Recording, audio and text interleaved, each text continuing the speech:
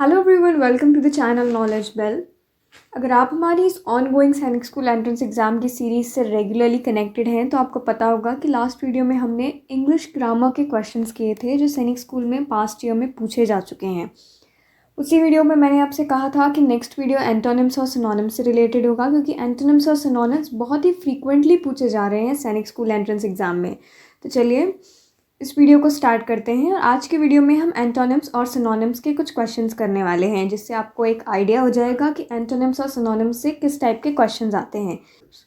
इसके साथ ही अगले वीडियो में हम कई सारे एंटोनिम्स और सिनोनिम्स डिस्कस करेंगे और कुछ ट्रिक्स भी मिलकर डिस्कस करेंगे, जिससे आपको उन्हें याद रखने में ईजीनेस हो। तो चलिए स्टार्ट करते हैं आज का ये वीडियो। बट बिफोर स्टार्टिंग, अगर आपने अभी तक चैनल को सब्सक्राइब नहीं किया है या आप हमारे चैनल पे पहली बार आए हैं तो kindly subscribe the channel knowledge bell and press the bell notification next to it. इससे जब भी कोई नई video Sainik school entrance exam से रिलेटेड अपलोड होगी, प्रिपरेशन वीडियो, स्ट्रैटेजी वीडियो या और भी कोई नोटिफिकेशन, वो वीडियो आप तक सबसे पहले पहुँचेगी। तो किसी भी इन्फॉर्मेशन से पीछे ना रहें और नॉलेज बेल चैनल को सब्सक्राइब करके नोटिफिकेशन बटन ऑन कर लें। तो चलिए स्टार्ट करते हैं। सबसे पहले हम स्टार्ट करते हैं, जैसे कि आप स्क्रीन पे देख रहे होंगे, क्योंकि आज का ये वीडियो एंटोनिम्स और सिनोनिम्स से रिलेटेड है। तो सबसे पहले जानते हैं कि एंटोनिम्स और सिनोनिम्स आखिर होते क्या हैं। आप लोगों को पहले से भी आइडिया होगा, फिर भी चलिए एक बार रिवाइज करते हैं। Synonyms are a word or a phrase that has the same meaning as another word or phrase in the same language. इसका मतलब सिनोनिम्स वो वर्ड होते हैं या फिर फ्रेज होते हैं जिनका मीनिंग दूसरे वर्ड या फ्रेज से सिमिलर होता है सेम लैंग्वेज में। अगर हम हिंदी की बात करें तो हिंदी में इन शब्दों को हम पर्यायवाची या समानार्थी शब्द कहते हैं। आपने पढ़े भी होंगे हिंदी में पर्यायवाची शब्द, उसी तरह से इंग्लिश में हम सिनोनिम्स पढ़ते हैं। मूविंग टू एंटोनिम्स, एंटोनिम्स इसके बिल्कुल अपोजिट होते हैं। सिनोनिम्स में वर्ड्स का मीनिंग सेम होता है, मीनवाइल एंटोनिम्स में ये वर्ड मीनिंग अपोजिट होता है। So a word that means the opposite of another word, ऐसे वर्ड्स को हम एंटोनिम्स कहते हैं। अ वर्ड जिसका मीनिंग दूसरे प्रोवाइडेड वर्ड से इंटायरली अपोजिट हो, उसको हम एंटोनिम कहेंगे। हिंदी में इन वर्ड्स को हम विलोम शब्द, विपर्याय शब्द या विपरीतार्थक शब्द के नाम से जानते हैं। अब देखते हैं क्वेश्चंस कैसे होंगे।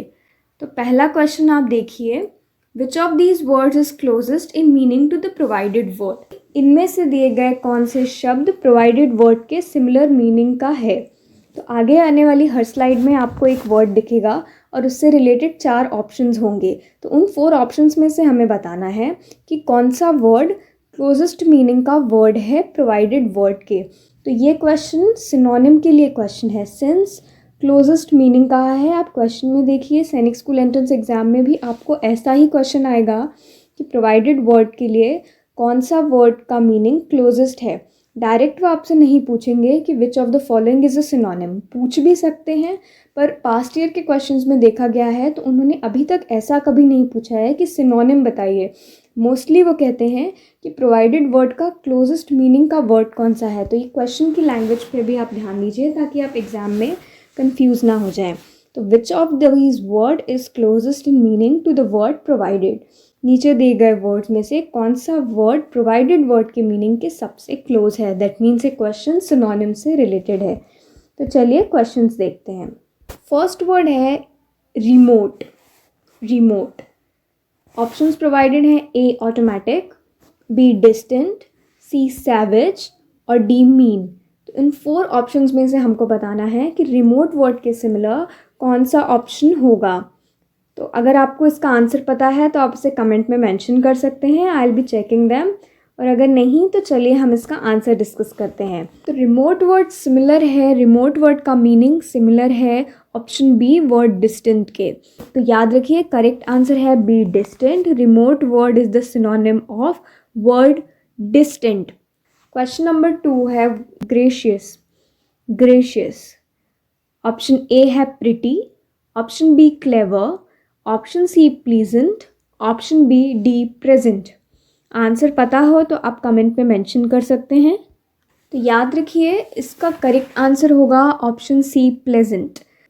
ग्रेशियस वर्ड का मतलब और प्लेजेंट वर्ड का मतलब दोनों का मतलब ही सेम होता है। नेक्स्ट है वर्ड प्रिडिक्ट।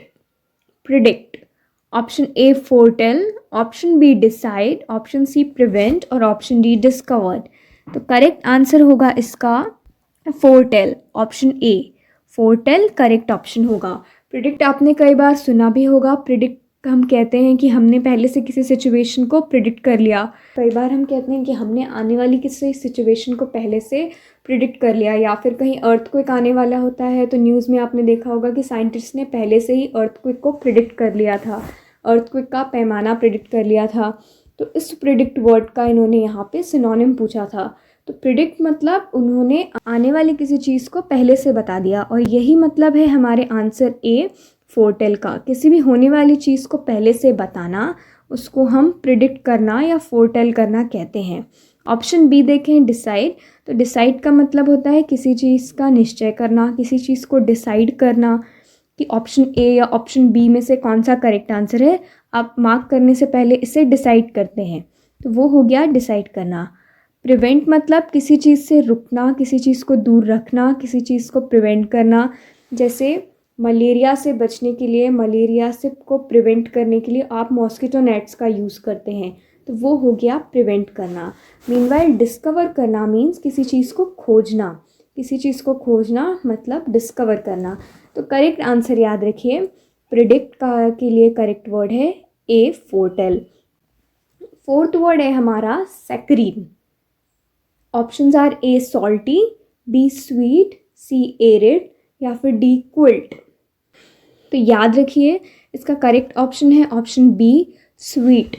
सैक्रीन अगर आपको पता होगा तो एक प्रकार का केमिकल होता है जो कि फूड सब्सटेंसेस में स्वीटनेस ऐड करने के लिए यूज़ किया जाता है। ये एक वर्ड सैक्रम से डिराइव हुआ है जिसका मतलब होता है स्वीट, शक्कर। तो सैक्रीन एक केमिकल है जिसको हम यूज़ करते हैं फूड सब्सटेंसेस में उसकी स्वीटनेस इंक्रीज़ करने के लिए। मिठाइयों में भी सैक्रीन का यूज़ किया जाता है। सो इन जनरल अगर हम कहीं सैक्रीन यूज़ कर रहे हैं दैट मीन्स स्वीटनेस की बात हो रही है किसी चीज़ की। तो इसका करेक्ट ऑप्शन होगा बी स्वीट। सॉल्टी यहाँ पे सैक्रीन के लिए अपोजिट वर्ड है। एरिड का मतलब बहुत ड्राई एरिया कोई होता है, उसको हम एरिड रीजन कहते हैं। मीनवाइल क्विल्ट का मतलब आप ब्लैंकेट कह सकते हैं क्विल्ट्स को। क्विल्ट जो ओढ़ने के लिए हम रज़ाई यूज़ करते हैं, ब्लैंकेट्स यूज़ करते हैं, उसी तरह से क्विल्ट भी होता है। Word 5 is drag. Option A is sleepy, option B crush, option C pull और ऑप्शन डी प्राउड। तो करेक्ट आंसर देखिए का है option C, that is pull. तो किसी चीज़ को ड्रैग करना मतलब होता है कि उसको पुल करना, या फिर ये ड्रैगिंग एक ऐसा मूवमेंट होता है जो अप्लाइड फोर्स की डायरेक्शन में वर्क करता है। तो मोस्ट क्लोजेस्ट मीनिंग जो है इसका वर्ड पुल के सिमिलर है। तो करेक्ट आंसर आपका होगा सी पुल। मीनवाइल देखते हैं ऑप्शन ए स्लीपी, ये हमारा गलत आंसर होगा। ऑप्शन बी क्रश, क्रश करना मीन्स जैसे आप जूसेस बनाने के लिए फ्रूट्स को क्रश करते हैं, तो ये भी रॉन्ग है क्योंकि ड्रैग का मतलब किसी चीज़ को अप्लाइड फोर्स की तरफ खींचना, तो ये भी इनकरेक्ट है। ऑप्शन डी इज़ प्राउड, जिसका हम सभी मीनिंग जानते हैं, मतलब टू फील प्राउड, किसी चीज़ के ऊपर गौरवान्वित होना, तो ये भी हमारा इनकरेक्ट ऑप्शन है। Moving to next word that is indifferent. Option A is neutral, option B unkind, option C mean और ऑप्शन डी प्रीशियस। तो याद रखिए इसका करेक्ट मीनिंग होने वाला है neutral. Option A correct answer होगा वर्ड इनडिफरेंट के लिए। तो वर्ड इनडिफरेंट का सिनोनिम है option A neutral. Moving to the 7th word that is fraud. Fraud, option A are malcontent, option B impostor, option C clown, option D argument. तो इसका correct answer आप याद रखिएगा है the word impostor. Impostor word correctly explain करता है word fraud को, तो impostor is the correct answer, that is option B. So a fraud is someone who is not what he or she pretends to be. That means कि वो एक impostor है। सो fraud एक ऐसा व्यक्ति होता है जो प्रिटेंड करता है कुछ बनने का बट वो नहीं होता है। ऐसे पर्सन को हम इम्पोस्टर भी कहते हैं। कई बार आपने बैंक के थ्रू सुना होगा कि बैंक आपको बार बार वार्न करता है बी अवेयर ऑफ फ्रॉडस्टर्स और impostors. Next word from synonym series is distort. Distort, options are A wrong, B evil, C deform और डी हार्म। तो करेक्ट ऑप्शन देखिए यहाँ पे है सी, डिफॉर्म आपके पास। Deform is the correct option. तो डिस्टॉर्ट का मीनिंग देखिए, distort means to reform something from its natural state, मतलब किसी भी चीज़ को उसके नेचुरल स्टेट से डिफॉर्म कर देना, कुछ और बना देना। ऑलराइट, तो उसके मीनिंग में ही आपको समझ में आया कि वर्ड डिस्टॉर्ट की मीनिंग में ही इटसेल्फ डिफॉर्म है, मतलब किसी भी चीज़ का फॉर्म चेंज कर देना, उसको डिस्टॉर्ट कर देना, उसको उसकी नेचुरल हैबिटेट से, नेचुरल फॉर्म से चेंज करके किसी और फॉर्म में कन्वर्ट कर देना, उसको हम डिस्टॉर्ट कहते हैं और इसी को हम डिफॉर्म भी कहते हैं। For example, Potter deformed the soil into a pot, मतलब जो पॉटर्स होते हैं वो सॉइल को डिफॉर्म करते हैं उसके नेचुरल शेप से और उसके बाद उसे पॉट का शेप देते हैं। So that Potter deform the soil into the pot. Next is the 9th question और वर्ड है आपका अपराइट। अपराइट के लिए आपको सिनोनिम बताना है, ए ऑनरेबल, बी हॉरिजॉन्टल और डी सुपाइन। अपराइट के 2 मीनिंग्स होते हैं। फर्स्ट वन वर्टिकल, अगर कोई भी चीज़ वर्टिकल हो तो हम उसके कहते हैं कि ये अपराइट है। किसी भी चीज़ को अगर हम वर्टिकली प्लेस करते हैं so we will say that thing is placed in an upright position, उस चीज़ को हमने अपराइट पोजीशन में रखा हुआ है। और दूसरा उसका मीनिंग होता है कि कोई भी हाई पोजीशन का व्यक्ति होता है, ऑनरेबल व्यक्ति होता है, तो उस व्यक्ति को हम कहते हैं कि that person is upright. Honourable person को हम अपराइट कहते हैं। तो इसके मीनिंग से ही आपको समझ आ गया होगा कि करेक्ट ऑप्शन है A, honourable. Honourable is the correct answer. Meanwhile the word horizontal is an antonym of upright. Antonym की हमने अभी डेफिनेशन देखी, the word with opposite meanings are antonym. So horizontal is the antonym of upright. Synonym है आपके पास honourable, या फिर vertical अगर option में होता तो वर्टिकल भी अपराइट का सिनोनिम होता। Moving to the 10th question and last question from the synonyms part, jovial. Jovial options are incredulous, merry, revolting, dizzy. होते हैं जो बहुत गुड ह्यूमर के लोग होते हैं उनको हम कहते हैं जोवियल, और ऐसे ही लोगों को हम मैरी भी कहते हैं। Good humorous means merry. तो करेक्ट आंसर याद रखिएगा जोवियल के लिए ऑप्शन बी, मैरी। अब हम आते हैं एंटोनिम्स के पार्ट पे। सो let's start with the question for antonyms. Which of these words is most nearly the opposite of the word provided. That means कि दिए गए ऑप्शंस में से कौन सा वर्ड नियरली अपोजिट मीनिंग का है प्रोवाइडेड वर्ड के। तो क्वेश्चन आपने देखा सिनोनिम के क्वेश्चन से बिल्कुल अपोजिट था, उसमें आपको क्लोजेस्ट मीनिंग का वर्ड ढूंढना था, इसमें आप इंटायरली अपोजिट मीनिंग का वर्ड ढूंढेंगे। So let's start with the questions. So let's start with the 11th question. The 11th word is withdraw. Option A reduce, option B need, option C advance और option D want. तो start करते हैं withdraw के meaning से। Withdraw means किसी चीज़ को remove कर लेना। फॉर एग्जाम्पल, आपने अपने बैंक अकाउंट से कैश विड्रॉ किया, दैट मीन्स आपने अपने बैंक अकाउंट से कैश निकाला। तो इस वर्ड का अपोजिट वर्ड होगा हमारे पास option C, that is insert. Insert is the correct option. Insert मतलब किसी चीज़ को इंसर्ट करना, किसी चीज़ को डालना। सिंस विड्रॉ का मतलब था रिमूव करना एंड इंसर्ट का मतलब है किसी चीज़ को ऐड करना या किसी चीज़ को डालना, तो ये करेक्ट ऑप्शन है एंटोनिम्स के इस क्वेश्चन के लिए। Moving to question number 12, luminous. Luminous option A is clear, B dim, C brittle और D clever.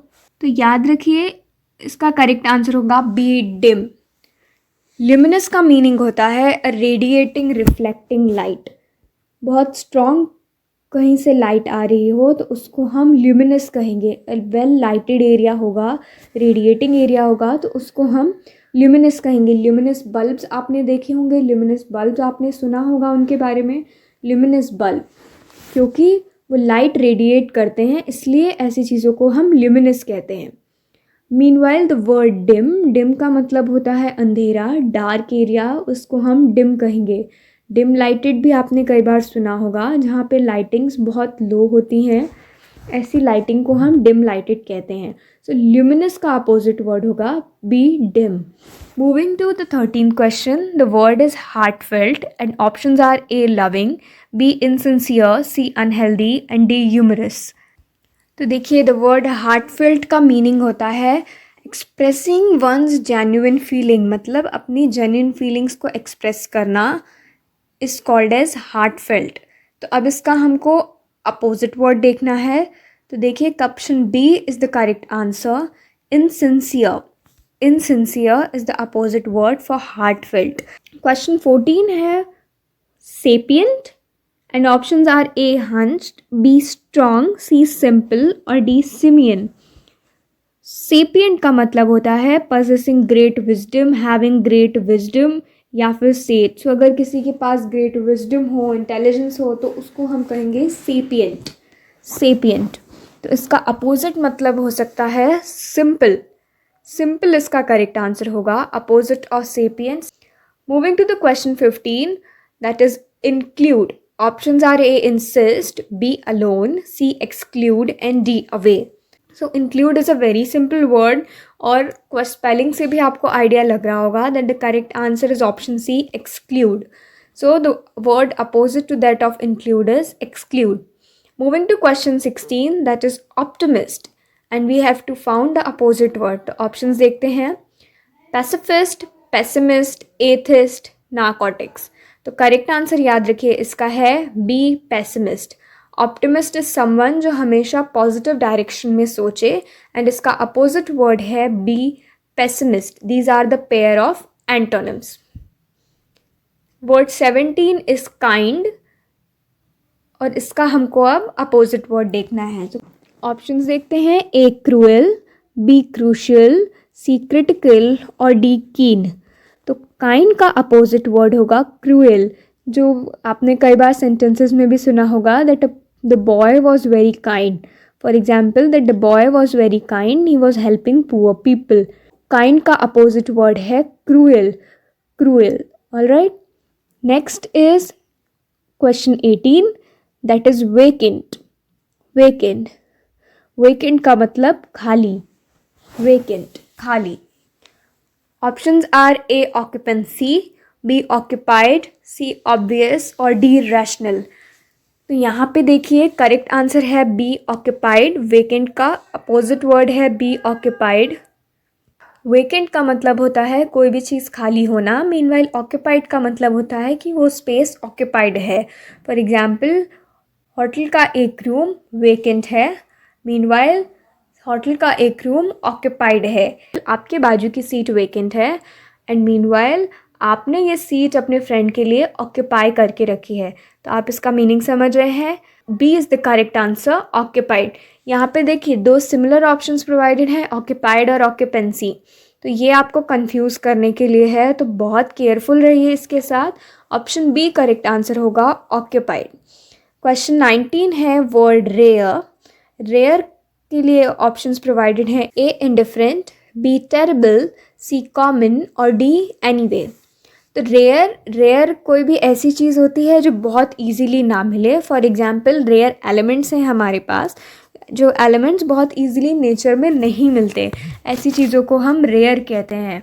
So option C will be the correct answer, common. Rare का अपोजिट वर्ड, रेयर का antonym होगा common. The last question of today's session is accidental. Options are A associated, B intentional, C international और D in situ. तो याद रखिए, accidental means कोई भी चीज़ अगर आपसे अनइंटेंशनली होती है, अगर किसी चीज़ को आप नहीं करना चाहते हैं बट फिर भी वो आपसे गलती से हो जाती है, तो ऐसी चीज़ को हम एक्सीडेंटल चीज़ कहते हैं।